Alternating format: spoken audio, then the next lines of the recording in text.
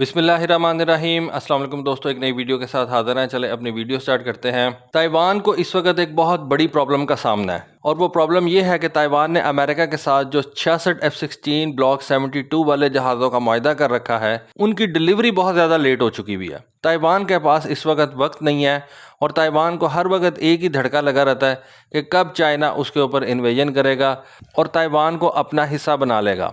Basically तो दोनों ममालिक एक ही हैं, दोनों ही अपने आप को चाइना कहते हैं और दोनों हुकूमतें एक दूसरे के ऊपर अपना क्लेम रखती हैं। लेकिन फिर भी चाइना चूंकि एक बड़ा मुल्क है, ताकतवर मुल्क है, ताइवान एक छोटा सा मुल्क है, एक छोटा सा जजीरा, उसको अपने सर्वाइवल के लिए अमेरिका के F-16 जहाज़ों की अशद ज़रूरत है। अब जब अमेरिकन F-16 ब्लॉक 72 वाले जहाज़ डिले हो चुके में हैं, तो ताइवान की एयरफोर्स ने यह फैसला किया है कि वो अपने एग्जिस्टिंग मिराज 2000 फाइटर जेट्स को अपग्रेड करेगा। एटलीस्ट उनके बारे में उनके कंसर्न्स ये हैं कि ये जहाज़ अब बहुत ज़्यादा पुराने हो चुके में हैं। हो सकता है कि पुराने होने की वजह से उनकी जो अवेलेबिलिटी है वो कम हो जाए। इस वजह से ताइवान ने अपने पुराने मिराज 2000 जहाज़ों का एक प्रोग्राम स्टार्ट किया है, जिसको उन्होंने नाम दिया है स्ट्रक्चरल सेफ्टी एक्सटेंशन असेसमेंट का। अब इस स्ट्रक्चरल सेफ्टी एक्सटेंशन असेसमेंट के अंदर मिराज 2000 और ख़ास तौर पे जो 2 सीट वाले मिराज 2000 हैं, जिनकी तादाद ताइवान की एयरफोर्स के अंदर 9 की है, उनको असेस किया जाएगा। उनके ऊपर एक असेसमेंट रिपोर्ट तैयार की जाएगी और वो एयरफोर्स को प्रेजेंट की जाएगी। इस हवाले से $4.7 मिलियन मुख्तस कर दिए गए हैं कि इन 9 जहाज़ों का पूरा एक असेसमेंट होगा और इस असेसमेंट के अंदर ये देखा जाएगा कि ये जो मिराज 2000 जहाज़ हैं, इनके रडार इस वक्त कितने कैपेबल हैं। रडार्स की इवेलुएशन की जाएगी, इलेक्ट्रॉनिक वॉरफेयर सिस्टम की इवेलुएशन की जाएगी, ओवरऑल इनका लॉन्च आर्किटेक्चर जो है उसकी इवेलुएशन की जाएगी, परफॉर्मेंस एनहांसमेंट प्लान्स जो हैं उनको देखा जाएगा, क्या इन जहाज़ों की परफॉर्मेंस को एनहांस किया भी जा सकता है या नहीं। और उसके बाद अगर इस असेसमेंट प्रोग्राम में कुछ निकलता है, कुछ पॉजिटिव सामने आता है, तो बाकी 40 जो सिंगल सीट वाले जहाज़ हैं उनके ऊपर ये एनहांसमेंट वगैरह जो है वो लागू कर दी जाएंगी। ताइवान की एयरफोर्स F-16 इस्तेमाल करती है, मिराज 2000 जहाज़ इस्तेमाल करती है और एक ताइवान की एयरफोर्स अपने मुल्क के अंदर तैयार किया हुआ फाइटर जेट जो है वो इस्तेमाल करती है। लेकिन इन तीनों जहाज़ों के अंदर से मिराज 2000 जो है वो सबसे ज़्यादा कॉस्टली है। 1990 की दहाई में ताइवान ने 60 मिराज 2000 जहाज़ों का ऑर्डर दिया था। इसके साथ साथ उन्होंने 140 F-16 जहाज़ों का ऑर्डर अमेरिका को भी किया था। बेसिकली ताइवान अपने पुराने F-104 फाइटर जेट्स, जो कि इंतहाई ज़्यादा पुराने हो चुके हुए थे, टेक्नोलॉजिकली इतने ज़्यादा एडवांस भी नहीं थे, उनको इन नए जहाज़ों से रिप्लेस करना था। उसकी क्या रीज़न थी? बेसिकली ये वो वक्त था जब चाइना ने सोवियत यूनियन से Su-27 फाइटर जेट परचेज़ किए थे। इस वजह से ताइवान को ये F-16 जहाज़ परचेज़ करने पड़ गए, ताइवान को ये मिराज 2000 जहाज़ परचेज़ करने पड़ गए, क्योंकि Su-27 जहाज़ों का मुकाबला ताइवान अपने F-104 फाइटर जेट से नहीं कर सकता था। इस वजह से ताइवान ने ये 2 मुख्तलिफ सोर्सेज से जहाज़ हासिल किए, एक फ्रांस से और एक अमेरिका से। Su-27 के मुकाबले में ये दोनों लाइट वेट फाइटर जेट्स थे, लेकिन ताइवान की स्ट्रेटजी ये थी कि वो इन छोटे जहाज़ों को ज़्यादा नंबर्स के अंदर जो है वो फील्ड करेगा और चूँकि ताइवान एक छोटा सा मुल्क है एज़ कम्पेयर टू चाइना, तो नंबर गेम के अंदर ताइवान जो है वो चाइना को ओवरकम करेगा और उसका अगर कोई असॉल्ट वगैरह होता है या हमला वगैरह होता है तो ज़्यादा जहाज़ों से वो अपने मुल्क का दिफा करेगा। इस वजह से 140 F-16 परचेज़ किए गए, 60 के करीब ये मिराज 2000 परचेज़ किए गए।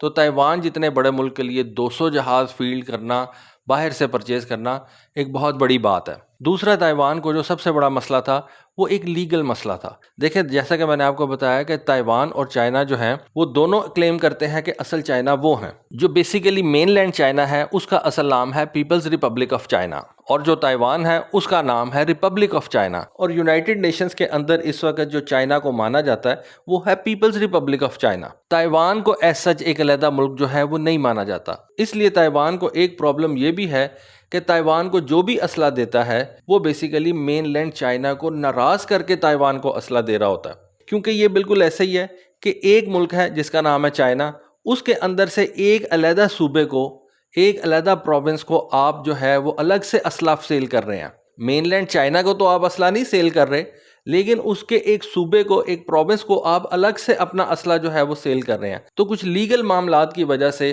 ताइवान को जो भी चीज़ मिलती है वो बल्क के अंदर जो है वो परचेज़ कर लेता है। खैर, अमेरिका और वेस्ट को इन लीगल मामलात की तो इतनी कोई भी जो है वो कंसर्न नहीं होता, क्योंकि सारे लीगल मामलात वो खुद से सॉल्व कर लेते हैं। लेकिन इस वजह से ताइवान को बाहर के किसी मुल्क से आर्मामेंट्स परचेज करना मुश्किल हो जाता है। जब ताइवान ने ये मिराज 2000 जहाज़ परचेज कर लिए, उनको कुछ देर बाद ये रियलाइज़ हो गया कि F-16 मिराज 2000 के मुकाबले में एक सुपीरियर एयरक्राफ्ट है और मिराज 2000 जो है उसकी जो कॉस्ट है वो भी बहुत ज़्यादा है, मतलब ऑपरेशनल कॉस्ट काफ़ी ज़्यादा है और फ्रेंच गवर्नमेंट उस तरह से ताइवान के साथ ताउन भी नहीं कर रही। मतलब जब ये दोनों जहाज़ पुराने हो गए तो अमेरिका तो आज तक ये F-16 जहाज़ जो है वो बना रहा है। F-16 की अपग्रेडेशन आज तक चल रही है। फ्रांस ने ये मिराज 2000 जहाज़ जो है वो काफ़ी देर पहले बनाना छोड़ दिए थे। उन्होंने ज़्यादा अपना फोकस जो है वो रफाल तैयारी की तरफ कर लिया था।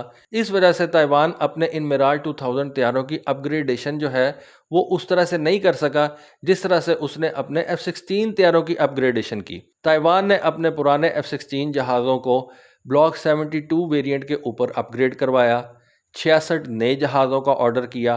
खैर वो तो अभी तक ताइवान को नहीं मिल सके, लेकिन जो ताइवान के पुराने F-16 जहाज़ थे वो अपग्रेड ज़रूर हो गए। फिर ये जो मिराज 2000 तैयारा है जो ताइवान ने परचेज़ किया था उसकी परफॉर्मेंस ताइवान के अपने जहाज़ से भी कम थी। ताइवान की एयरफोर्स में मिराज 2000 का जो क्रैश रेट है वो F-16 से बुरा था।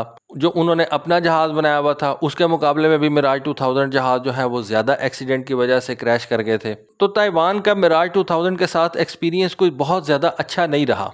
इन मिराज 2000 तैयारों की जो ऑपरेशनल कॉस्ट थी वो F-16 के मुकाबले में भी ज़्यादा थी और ताइवान के अपने जहाज़ के मुकाबले में भी ज़्यादा थी। फिर इन मिराज 2000 तैयारों के एयर फ्रेम्स के अंदर क्रैक्स आ गए। इसने भी ताइवान के एयरफोर्स को बहुत ज़्यादा परेशान किया।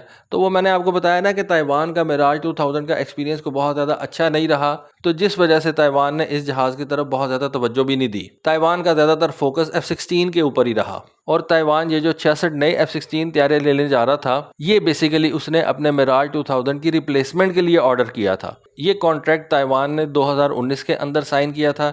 इस कॉन्ट्रैक्ट की जो टोटल वैल्यू थी वो $8.2 बिलियन थी। लेकिन जैसा कि मैंने आपको बताया कि F-16 के इतने ज़्यादा ऑर्डर लॉकहीड मार्टिन के पास पेंडिंग पड़े हुए हैं कि ताइवान के F-16 को अभी काफ़ी ज़्यादा टाइम लगेगा डिलीवरी में। फिर उसके बाद ताइवान ने बहुत ज़्यादा कोशिश की कि अमेरिका ये F-35 जहाज़ जो है वो ताइवान को सेल कर दे। अमेरिका नहीं मानता था। अमेरिका कहता था कि अगर हमने ये F-35 जहाज़ ताइवान को सेल कर दिए तो F-35 जहाज़ की जो टेक्नोलॉजी है वो चाइना को चली जाएगी, क्योंकि इससे पहले भी हम देख चुके हैं। अगर आप हिस्ट्री देखें तो कुछ ऐसे ताइवान के पायलट्स हैं जो ताइवान के जहाज़ लेके तो मेनलैंड चाइना चले गए थे। आई बिलीव F-5 एक ऐसा जहाज़ था जो ताइवान का पायलट लेके मेनलैंड चाइना चला गया था। फिर एक बोइंग का जहाज़ था जिसको ताइवान के पायलट लेके मेनलैंड चाइना चले गए थे। तो ये चीज़ अमेरिकन के जेहन में है कि ताइवान के पायलट्स जो हैं वो ये जहाज़ लेके चाइना चले जाते हैं, क्योंकि देखें दोनों ममालिक तो बेसिकली एक ही हैं तो दोनों चाइनीज़ ही, एथनिसिटी भी दोनों की एक ही है, हान चाइनीज़ हैं दोनों,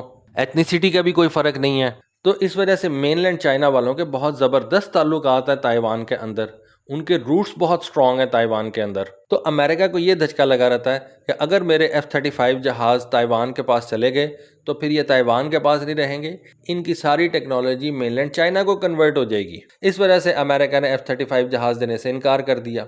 F-16 मैंने आपको बताया कि ऑलरेडी डिले हो चुके हैं। अब ताइवान के पास एक ही चांस बचता है कि वो इन मिराज 2000 जहाज़ों की जो सर्विस लाइफ है उसको एक्सटेंड कर ले। सर्विस लाइफ एक्सटेंड करने के लिए उसको इन जहाज़ों को देखना पड़ेगा, इनको असेस करना पड़ेगा क्या इनमें इतनी ज़िंदगी अभी बाकी है या नहीं, फिर क्या ये जहाज़ अपग्रेड किए जा सकते हैं या नहीं।